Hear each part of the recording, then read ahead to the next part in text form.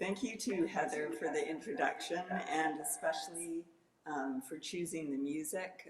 That last one was also very relevant, um, but the one you're going to be singing after my talk was actually chosen by one of my characters for her own funeral. So it has a lot of meaning to me, and it'll be the first time that I've heard it sung.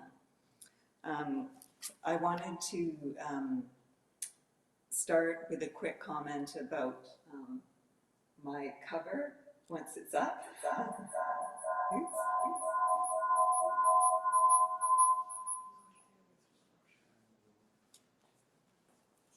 So this illustration. It's coming. Oh, thank you. A little plug. My first book, The Chief Actor's Daughter. The second. Yeah, I'm just going to do this for now, Winnie. Thanks. Okay.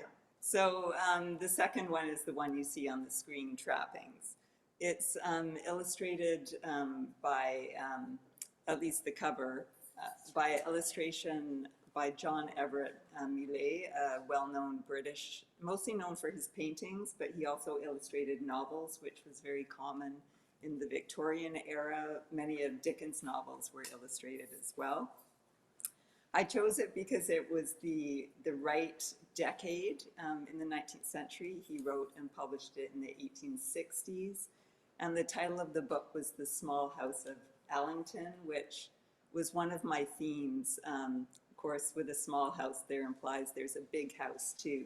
So I was looking at extended family dynamics and also marital discord, which I think is really caught in this image of a relationship that wasn't going well.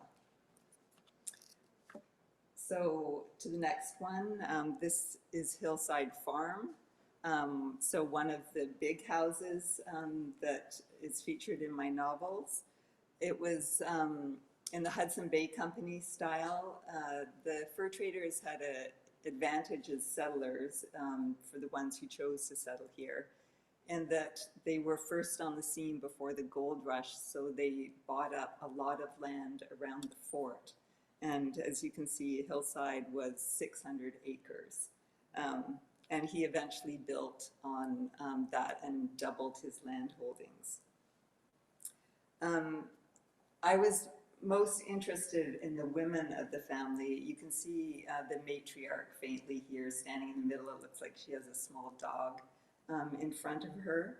Josette Lagacé Work.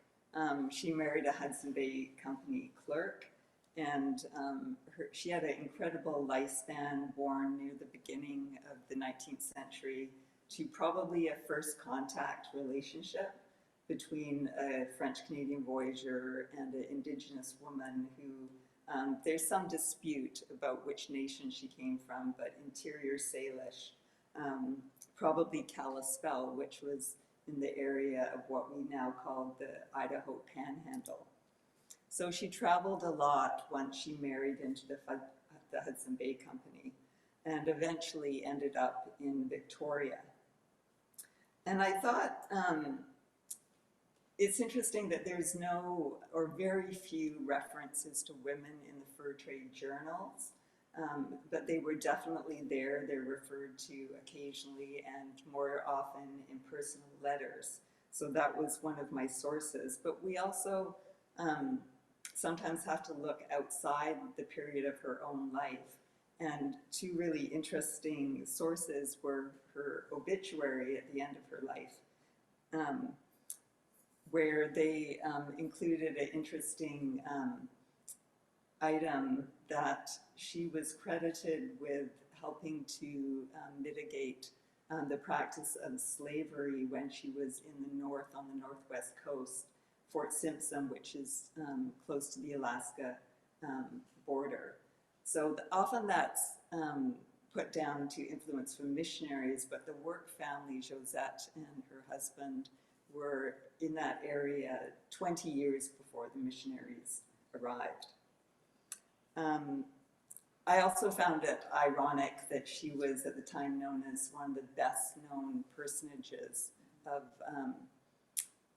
of the area, and of course now she's very little known, so it shows how much it can change over time, and that maybe she is worth taking a closer look at. When she died, because she was so well known at the time, the Premier passed a resolution of sympathy to her family and acknowledged her as an honored pioneer. And you can see the quote about how she was felt about always being ready to help people and very sympathetic. So to the next one, here you can see a picture of her much closer up, a portrait probably taken in her widowhood.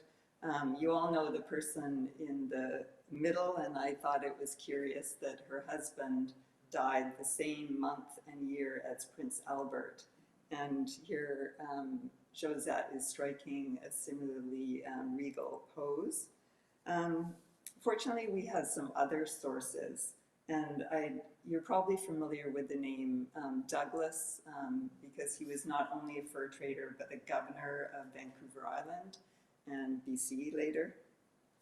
His youngest daughter left a very glowing account of Mrs. Work as she knew her, and I'll just read you part of it. Mrs. Work and my mother were the most loving friends, and such rejoicing when Mrs. Work came to pay us a visit. She was such a lady, such a loving friend, so true and sympathetic, and stood by my dear mother on so many sad occasions. I have never met such a grand woman. She was so clever she helped Dr. Helmken in his work and saved the life of one of my nieces when the doctors had given her up. Just another note, I wanted to bring in some elements of their religion and their beliefs. Work, her husband was Irish born, probably Presbyterian, but they both adopted the Anglican faith. Josette, though, was probably brought up Catholic, although of course there were no churches in the time of her youth. But when eventually, as the widowed matriarch, she brought her Indigenous mother from the interior to live with her for the last 6 months of her life, and her mother was buried by a Catholic priest. So again, they had quite a flexible attitude to their faith. So, thanks. Here we have her eldest daughter, Jane, surrounded by her very large family. Josette had 11 children. One of the reasons that drew me to the family is all 8 daughters survived to adulthood, which was very rare in the Victorian times. Jane had 12 children. 2 girls died young, but most of her children also survived till adulthood, so a pretty hardy stock. Jane proved to be as resilient as her mother. Work was very concerned with their education, and they had traveled pretty extensively on brigades, which was traveling trapping expeditions. And the last to California was particularly harsh. They all went down with what's now believed to be malaria. And they recuperated at Fort Vancouver, which was the Hudson Bay Company headquarters on the Columbia River, not our Vancouver. And Work decided to leave his 2 eldest daughters at Vancouver while he and his wife and younger children went up to Fort Simpson. It went very badly. Jane was abused. And then with Dr. Tommy's help, who was then a young doctor with the company, they were put into the care of missionaries. And unfortunately, the missionary's wife died, and Jane nursed her in her fatal illness when she was only 12 or 13.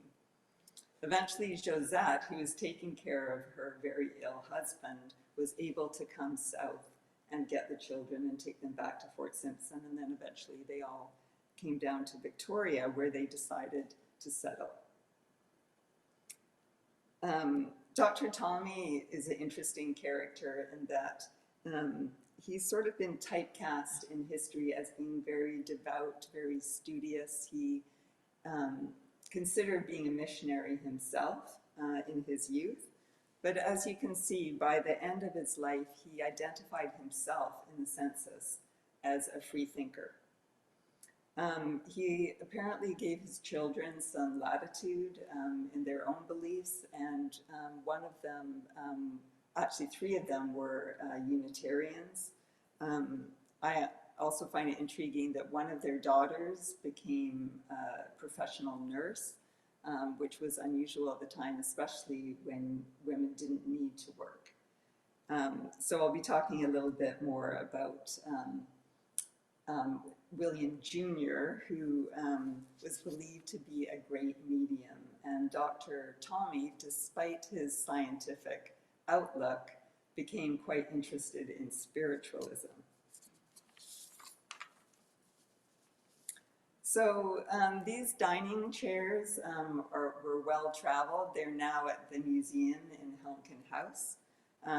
They were at Fort Vancouver. Tommy brought them up. Eventually, of course, the border became the 49th parallel, and he brought them up, and they ended up in his home at Cloverdale and are now at the museum. Some forts were maintained for a couple of decades to the 1860s, one of which was in Puget Sound, Fort Nisqually, and there was a lot of back and forth traveling by the family, visiting one another, because one of the other daughters married Huggins, who was in charge. And on one occasion, we're all familiar with waiting for the ferry, but the captain of one of the boats requested Mrs. Tommy Jane to have a seance. And she agreed. I don't know how she felt about her husband's interest in spiritualism, but we know that she accepted it enough to agree.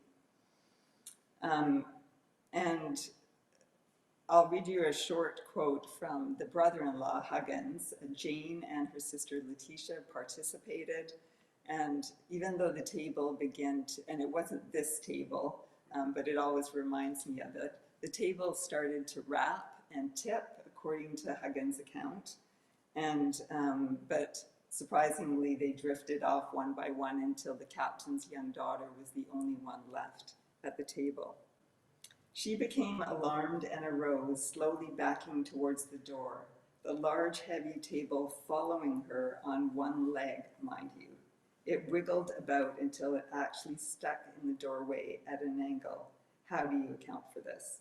Well, I don't know if anyone was able to account for it, but Huggins, though he was skeptical and considered both himself and Tommy to be sensible men, admitted that he saw some things that really astonished him. Okay.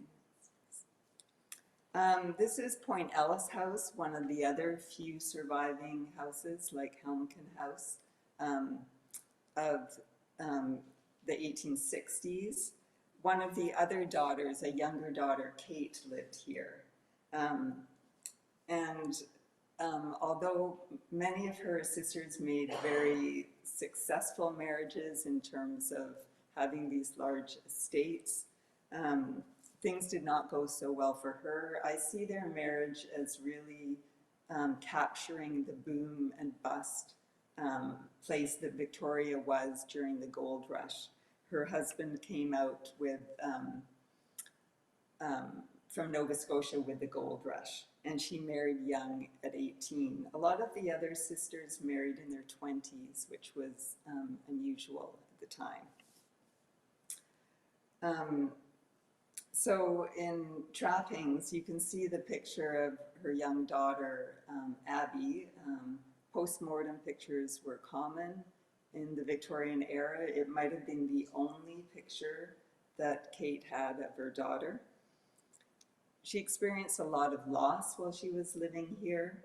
I have to say I've done a lot of book clubs in the house in the evening, and the house definitely has atmosphere. Some people believe it's haunted.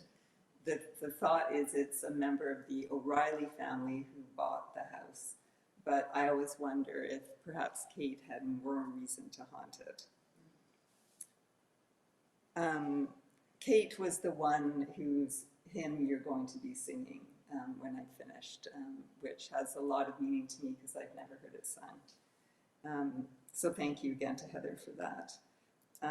Kate also lived at Hillside for part of her married life. So I would like to think that this piano gave her some consolation. It was one of the earliest in the colony. Work ordered it from London. It was a small cottage piano, which was a bit easier to transport.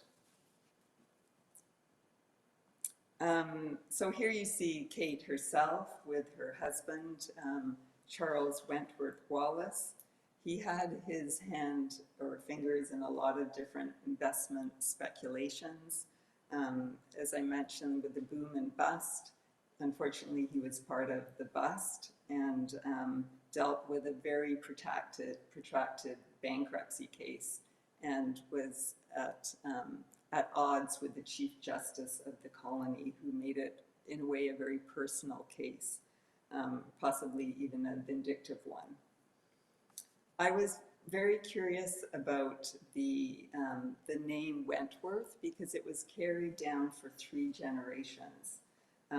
And it turns out the name was bestowed on this Charles's father by the governor of Nova Scotia, and Charles Sr. had left Nova Scotia under a very dark cloud.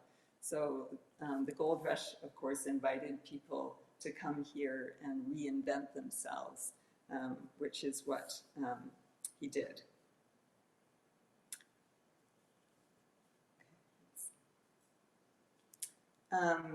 This last one, on a more positive note, Margaret was the protagonist in my first novel. I didn't see pictures of her until after I wrote the book because, unknown to me, her name was filed under, if you can see this inscription, one of the Tommy daughters recorded her as Aunt Maggie. I also learned, again after publication, that her character was similar to how I had imagined her. I knew that there was a descendant in the Work family generally who had become an American politician, and I didn't look into it in a lot of detail because it was a subsequent generation, so a different time and a different place. But that's often the challenge of researching these local women who didn't leave any first-hand accounts themselves. We don't have any of their writing, at least not in the public record. I'm really hoping there's some out there in private collections. But eventually I got curious about this descendant and did some digging, and it turned out this congresswoman you see was Margaret's granddaughter. And toward the end of her life in the 1980s, she gave an interview and she credited her grandmother with inspiring her political career. And again, I hadn't known this when I wrote the book, but it really fit with the way I imagined Margaret's character.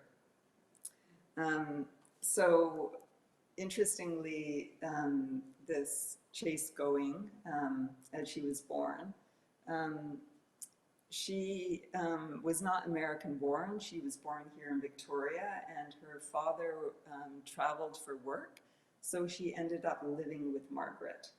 So I was, from this interview, was able to form this picture of how Margaret was later in her life.